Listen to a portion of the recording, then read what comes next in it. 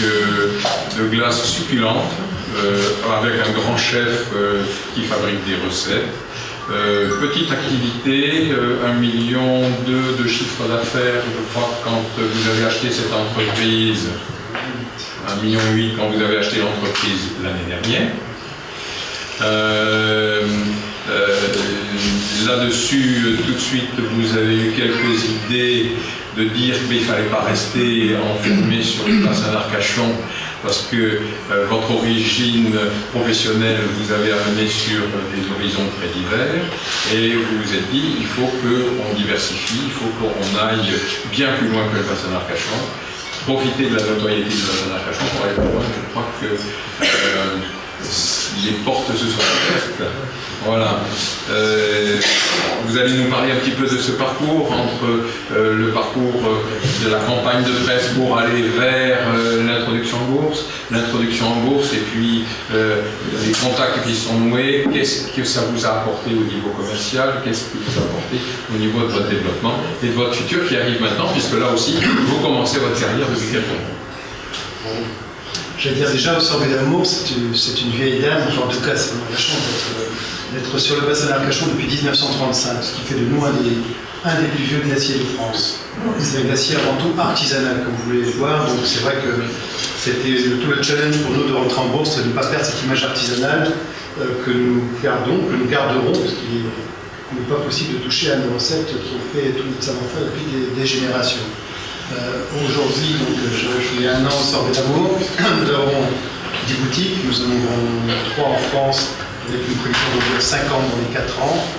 Et évidemment, avec un produit, c'est une vieille dame, j'ai dit, mais avec un esprit de start-up, on avait un produit facilement duplicable, il y a peu de pertes, un investissement illimité et rentable. Mais pour cela, il fallait quand même des fonds. Alors c'est vrai, on dit un artisan qui va chercher des fonds en bourse, c'est pas commun, surtout quand on est glacier. On ne vend pas de la haute technologie, on ne vend pas de la start-up habituelle, quoi.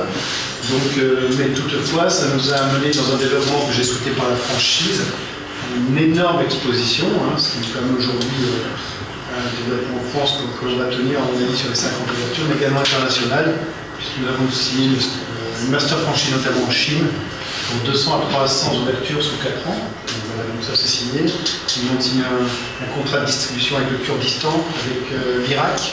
Des marchés improbables quand on a repris. Ça crée une transparence vis-à-vis de nos partenaires. Nous serons sur plus de 100 tables de restaurants d'ici la fin de l'année. Voilà. Donc on a prévu à peu près de doubler le chiffre chaque année pour arriver. Voilà. Donc, ça nous a créé une valorisation à plus de 13 millions d'euros sur une société maintenant, ce qui est exceptionnel.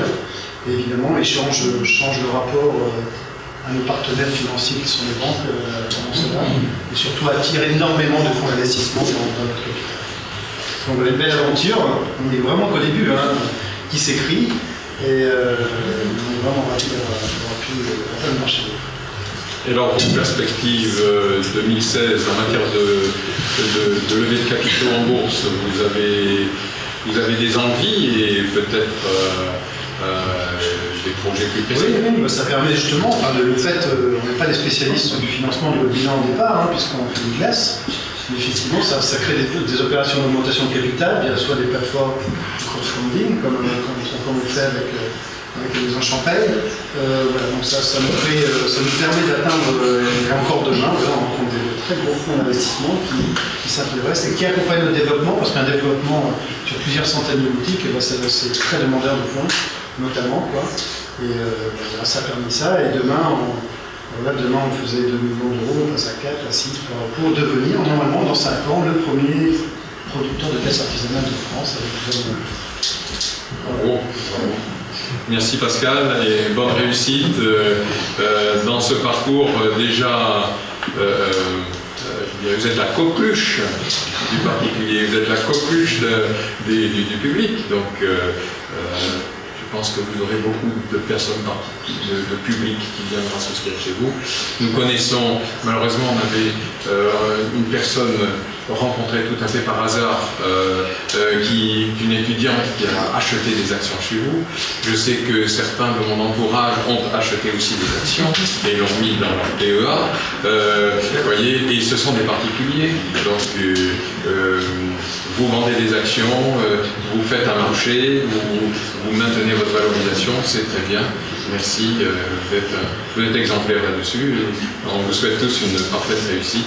Et de toute façon, on continuera de manger vos glaces. Merci bien.